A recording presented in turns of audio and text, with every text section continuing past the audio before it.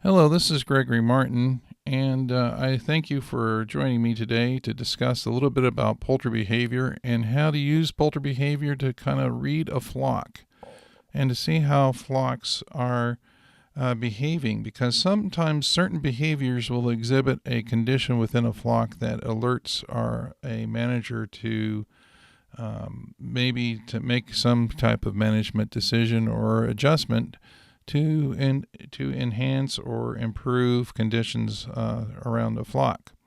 And so we're going to spend a little bit of time today, hopefully, working on that.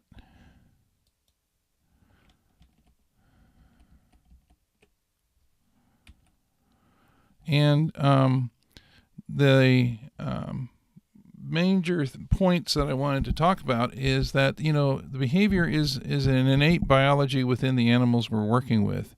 And whether they're young or old, depending on what's going on, age, breed, housing, the type of housing they're in, seasonality, whether it's hot or cold, and management play a part in how the birds will behave and react to their environment and or to their social interactions between each other.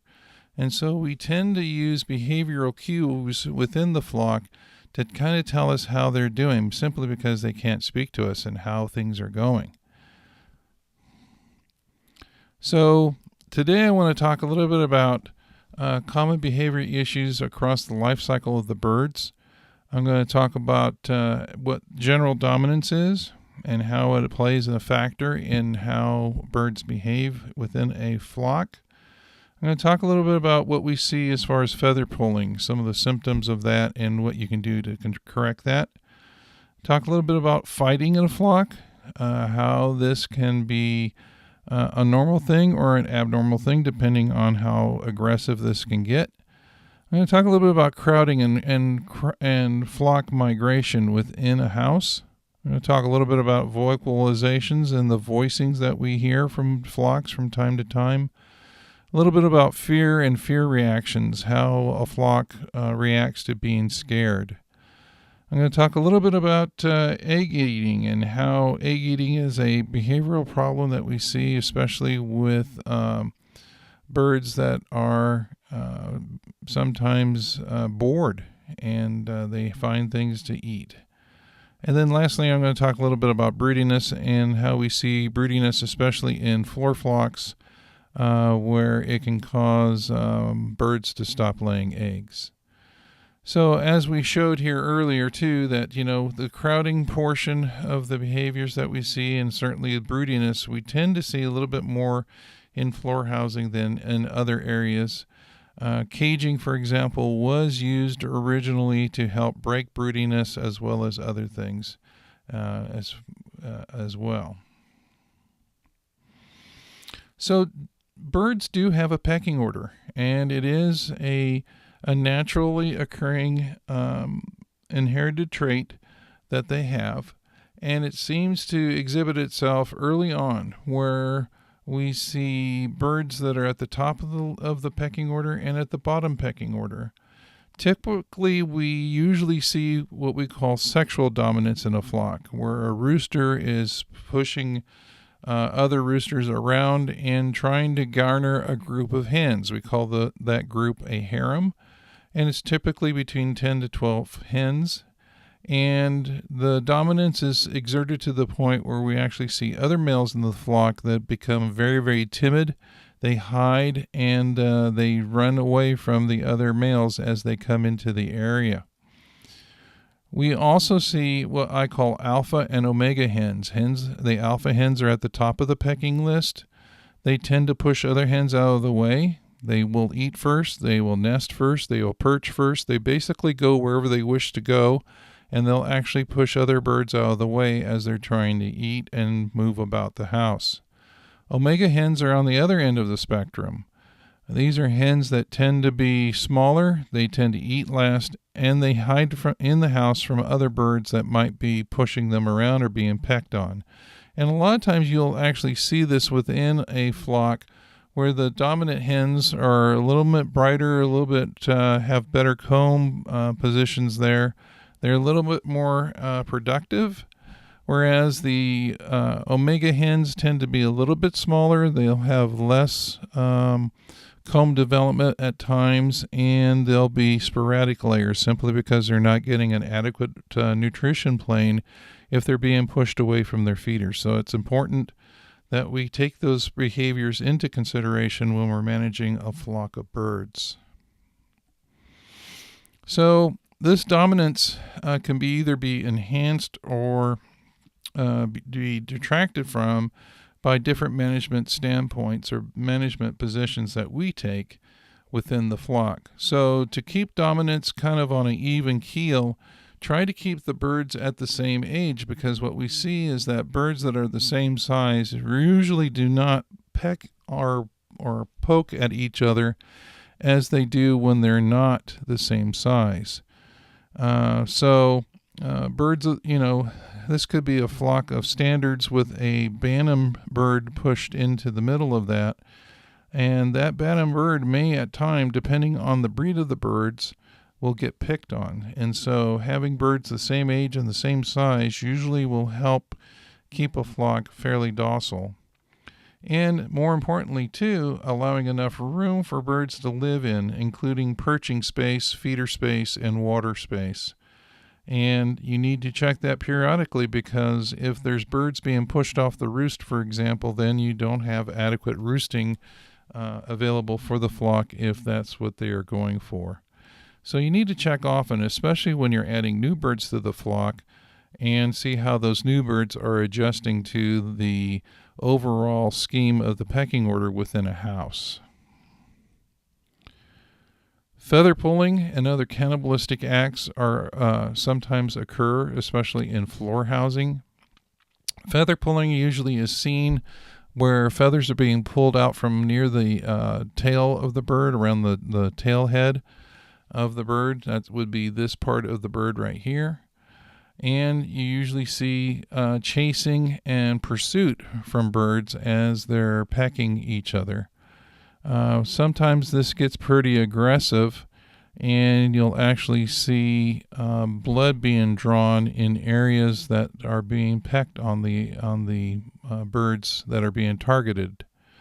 And so sometimes we see this activity, especially in houses that have intense lighting, whether it's a open curtained house that has just really a lot of light coming in, or in a house that has high intensity lights that are pushing too much light into the house at one time. And so to help augment that, one of the things that you can do is to use shade cloth over the windows, kind of pull it away from the window to allow air underneath the shade cloth and into the window, but yet back off the window to cast a shadow on the window to help decrease the light intensity. The other thing you can do in closed housing is to drop the wattage of the bulbs that you're using, or to dim the lights so that they're sitting at around half a foot candle to help discourage this idea of feather picking. Flesh pulling and other common parts of cannibalistic acts that we see are typically seen at the vent of the bird, and we actually see open skin and injury there, and encourages actually more more pecking of the tissues around the vent and or on the sides of the birds. And first aid for these birds needs to be immediately administered. One of the ways of handling this, especially in floor flocks, is to actually have what I call a hospital cage, where the bird's actually picked up and put in there to where it can recover, or at least be attended to without being persecuted by the other birds that are higher up on the pecking order. If need be, birds that are truly severely injured from flesh pulling could need to be euthanized humanely if indeed the injuries are severe. So this is something we see sometimes in a flock of birds, and we try to adjust this by making sure that there's adequate room in the house, and that there's adequate feed and water space, and that there's adequate lighting at the correct level so that the birds are not picking on each other. When we look at pecking, both feather pecking and tissue pecking on the birds, one of the easiest things that you can do is to help blunt the bill or the beak of the bird so that it doesn't form a sharp instrument to cause cutting of the skin. One of the ways to do this is quite simply by using large toenail clippers and clipping 1/16 of an inch off the beak of the bird. And what this does is it takes this sharp tip and blunts it to where if the birds are pecking each other, they're not actually cutting the skin of the bird. And so these are very handy tools to use for managing pecking within the flock. Another way of controlling pecking is to actually keep the bird from having a straight shot at the tissue or the comb of the bird, or the back of the bird, the back of the bird. And that's by the use of what we call blinders or peepers on the birds. And these are plastic, very flexible plastic appliances that you use a pair of pliers to help spread these two pins out. And then the pins actually fit into the nose or the nares, the holes in the beak of the bird.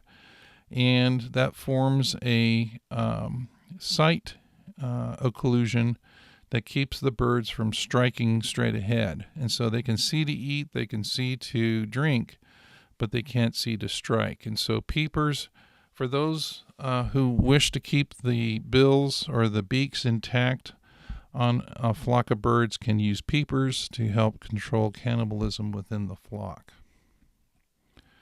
Another method I've seen used, and it's very effective also, to help distract pecking is the use of toys or distractors within the pen. Some have added vegetation to help let them pick on that instead of their pen mates. And so I've seen these are cabbage bottoms that are placed in the living area. And the birds can sit there and either eat on them or at least pull on the leaves.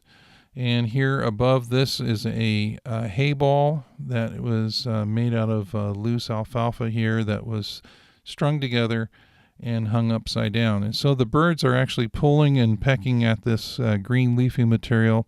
It doesn't hurt them at all, and it helps distract them from pecking on each other. We've also used from time to time soda cans and hay bundles or hay balls that you would see for horses, as well as hard, shiny plastic bottles that are on the ground, and allows the birds to hit that without damaging either themselves or their pen mates. So traditional fighting that we see from time to time happens when we have more than one male within the flock. If you are using standard densities for management, you're using usually one male per every 10 to 12 females. And at times we will see some sparring happening even in a growing flock of birds. We see this early on. I see it as early as 6 or 7 weeks of age within broiler birds, as well as egg-laying birds. And so this is a normal occurrence that we see, a normal phenomenon where two males will square off against each other, and you'll see actually the hackle feathers square out like this, and the birds try to get as low as they can, and then they will jump up and strike each other from time to time. This can also be seen when we're spiking a flock. That's when we're adding extra males to a flock that may have lost some birds or lost some males from mortality, and we got the ratio of males to females too low.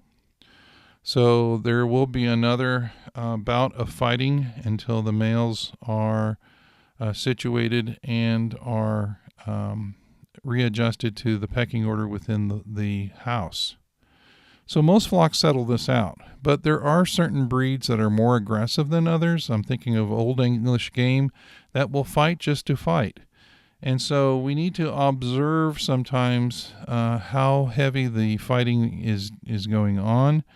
And if it's just a little bit of boxing and then they move on, that's okay. But if they're sitting there and pounding each other to the point where they're bloodying each other or injuring others, then you may need to observe and separate these birds for a period of time and then try to reestablish them in other parts of the house so that they can settle out this pecking order amongst the different males within the house. So, it can be seen early on, even when they're immatures. It's a normal occurrence in a flock of males, and that you need to be able to expect it.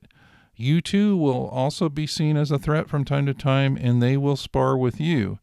And so as you're moving about the house, you need to keep aware of males within the house because they will charge you from time to time. This is a natural behavioral occurrence. So for the omega birds, you may want to think about enrichments within the house that allow them a hiding place. Here's an example of a broiler house where there's a hiding place, a board up against a bale of hay. The hay acts as a place where birds can sit there and pull straws out of the bale of hay, and allows the birds a place to get out of the way from other dominant birds and to hide from dominant birds as they occur in the house. So this is what we would call an enrichment to help prevent detrimental behavior within a house. Next, I want to talk a little bit about crowding. And crowding and flock migration is a natural occurrence as well. And we see it both in large-scale houses as well as in pastured or even smaller flocks there. The birds do like to flock together. They feel more comfortable. But when crowding gets to the point where they're standing on each other or they're piling into each other into a corner, that can be a cause for concern.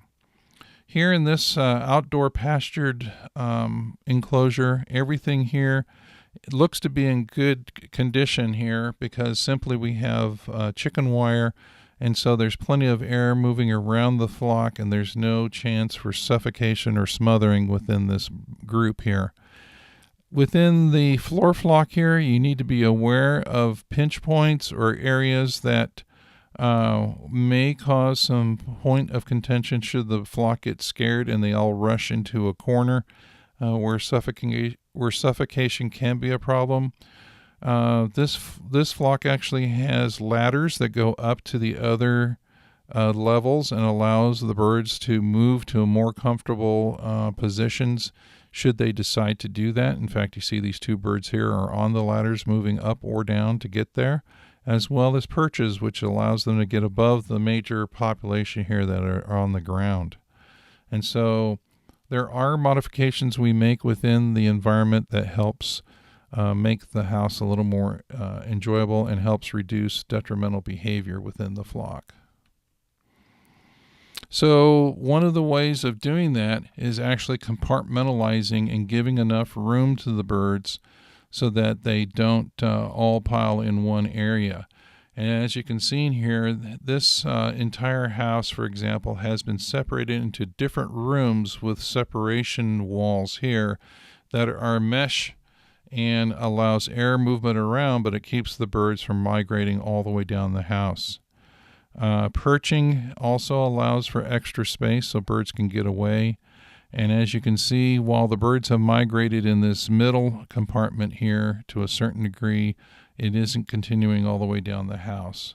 We do see this from time to time within aviary systems simply because they're following the feeders as they're moving feed around the house, but they do tend to migrate back to a more uniform distribution as time goes on and they eat. Perching is an important factor in floor housing as it helps allow a greater amount of birds within a small area, and perching is a natural behavior that birds exhibit. With floor broilers here, migration fencing is used in the same manner to keep the flock separated so that there's adequate floor space as the birds grow. And that's important because both you need enough feeder space, water space, as well as floor space for adequate enhancement and growth within the birds. So typically we see crowding in younger flocks of birds simply because the birds are not quite able to regulate their body temperature, and so they tend to clump together when they're cold. And so we do have distinctive behaviors that we see here as birds are exhibiting temperature changes within a house. And so the common ones we see is a correct or even spacing below a heat source. When birds are too hot, they actually ring, what we call a heat source, and they get away from the heat source. When they're too cold, they actually cluster and dogpile on each other to stay warm. And then draftiness, they try to move away from the draft, and they'll be clumped together because they're too cold once again, and trying to stay within the sweet spot of the heat source that has now blown away from underneath it. And so here's two examples. Here's a box brooder, for example, that is just too cold for the birds that are there, and you can see all the birds are now clumped underneath the box trying to stay warm. Here's another example of chicks. Here's the heater above them here, and they're all clumped underneath it because it's showing that the room is too cold for the situation that they're there. You do see some chicks starting to venture out here. It might be correcting itself, but at this point in time, it looks like it's too cold.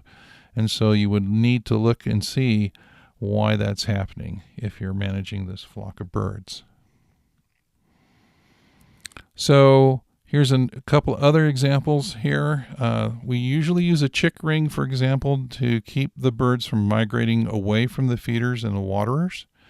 But as you can see within this picture, here's a distinctive ring here where the birds are ringing the heat source. So it is getting a little bit too hot. And this dictates the idea of making sure that as we brood birds, that we have adequate amounts of waterers and feeders within the ring so that it stays outside of the heat zone and allows the birds to self-regulate their heat and still adequately feed and drink water as they're growing. And so over time, as the birds get a little bit bigger and the area gets a little bit tighter, this brooding guard will be removed so that the birds have free roaming space to move to other feeders and other drinkers within the house. In this picture here, this is a picture that showed us the migration fences, but I wanted to point out further to you that starting to see birds line up against a wall, and that tends to show that birds are a little bit too hot and they're pushing away from the central area where the heaters are to where the cooler inlet air is dropping from the window down. And so that's another distinctive tell that we can see as far as behavior within a flock that might tell us that there might be something going on and we need to make a management decision. Also watch the birds themselves. If you can see birds that are panting, they're panting like a dog, they're too hot. Or if they're fluffing up like little puffballs, trying to keep their down out, they're actually cold in a flock. And they will dogpile together, but they'll also be puffed up like little puffballs. And so those are two distinctive behaviors that we see in a flock. Also, birds that are digging holes within the litter and trying to bury themselves within the litter on a hot day, that's another symptom of birds that are too cold or too hot. And they're trying to cool off by digging down into the cooler litter. So birds do talk to each other, and they're very vocal to each other. They kind of let each other know where they are and what they're doing. And that's very common with songbirds, but it's also true of chickens and turkeys.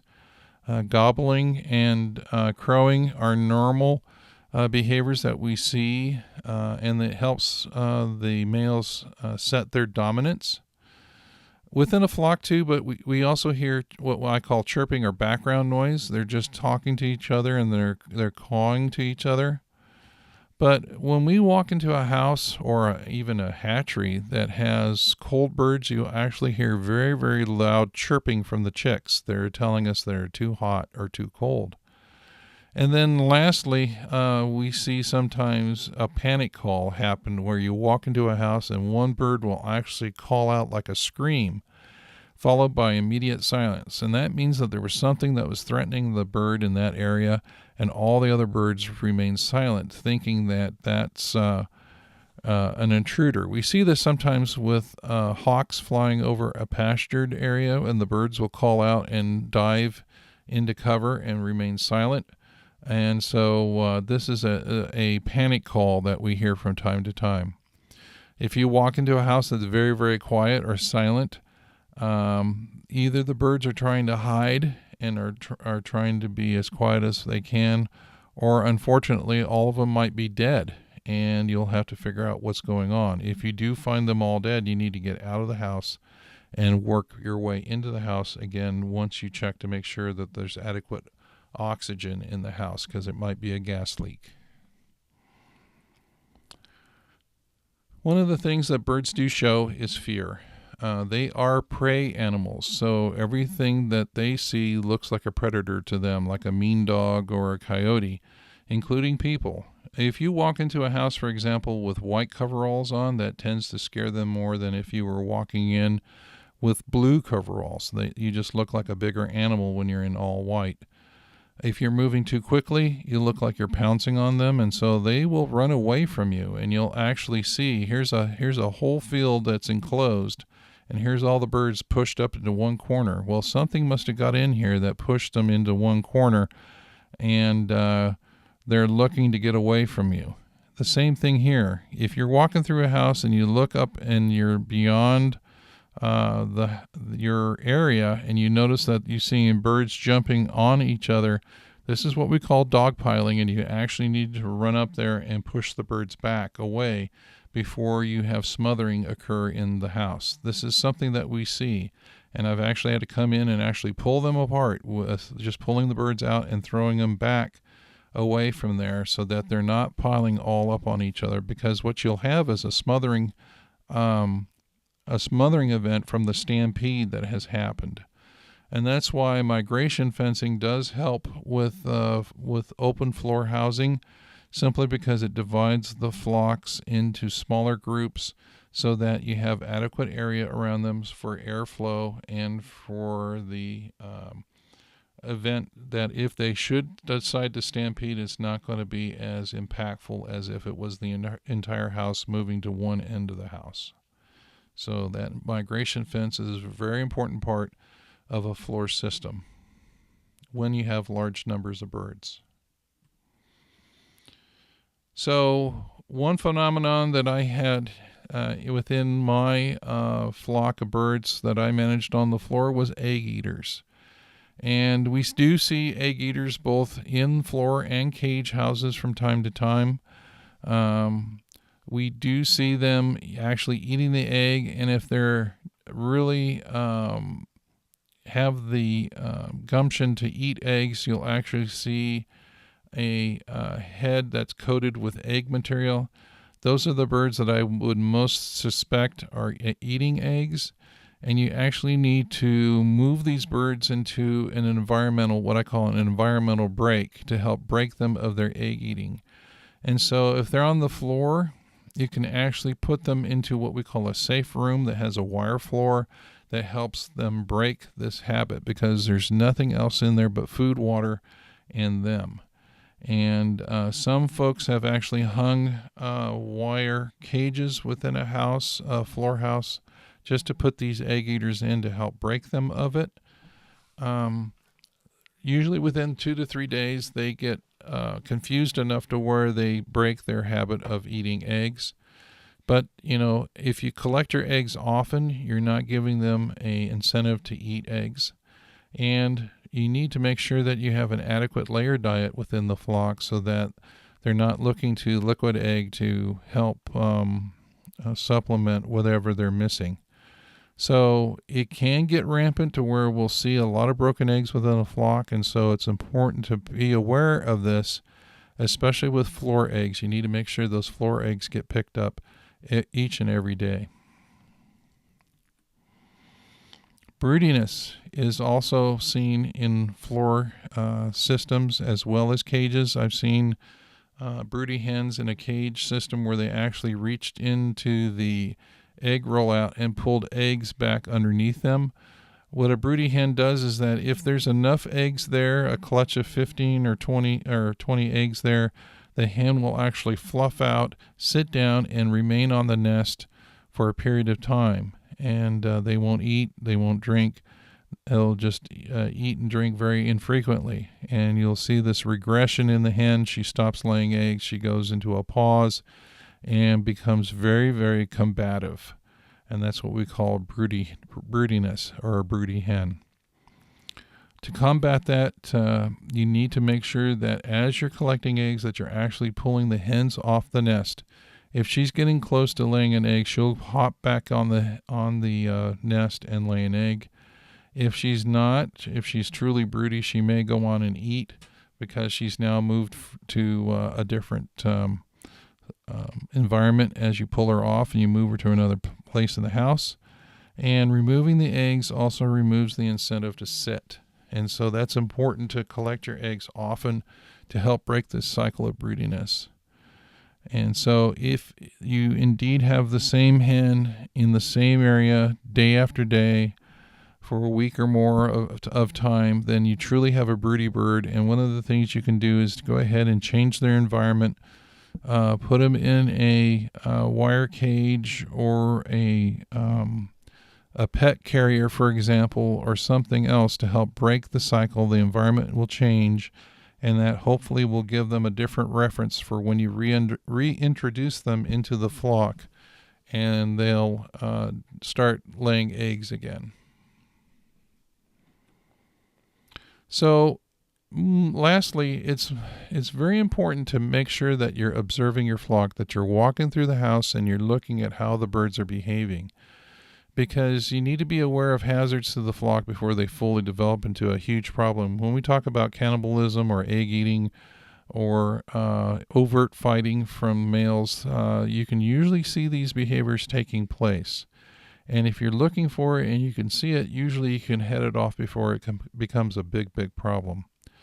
Just by using good management care and making sure that you have the adequate environment there, you shouldn't have these problems occur. But knowing a little bit about the behavior of the birds helps head off some of these problems before they become huge problems.